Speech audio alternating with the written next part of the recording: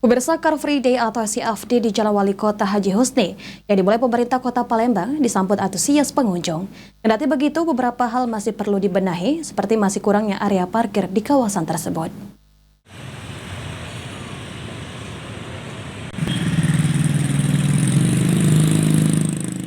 Car Free Day atau CFD di Jalan Wali Kota Haji Husni yang dimulai perdana pemerintah Kota Palembang pada pekan lalu.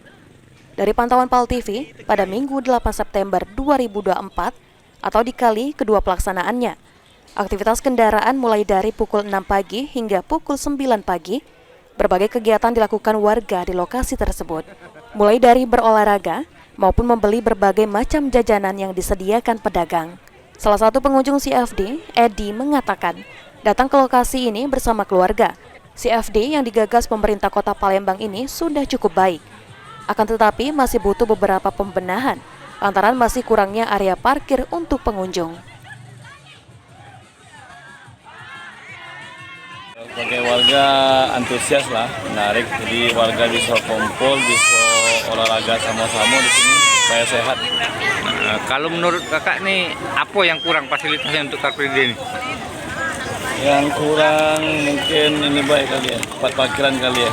Parkiran. Kalau untuk yang bawa kendaraan mobil agak jauh untuk jalan.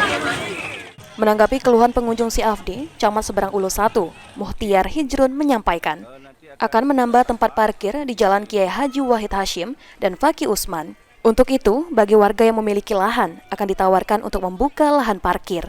Untuk olahraga, ke depan akan ditambah lagi instruktur, dan kebersihan sudah bekerja sama dengan pihak pemadam kebakaran untuk melakukan penyemprotan di lokasi CFD.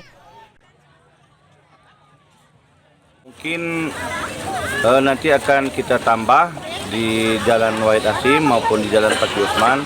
Jadi kita tawarkan ke warga yang memiliki lahan untuk bisa juga dijadikan tempat parkir. Untuk fasilitas ya mungkin sepertinya hiburannya Pak ya. Jadi senam ini ya kita tambah lagi mungkin instrukturnya, kemudian juga kalau untuk kebersihan sudah dijaga Pak. Kemarin semalam saja dari pemadam itu menyemprot untuk kebersihan lokasi. Anugrah Sandi Pratama, PAL TV.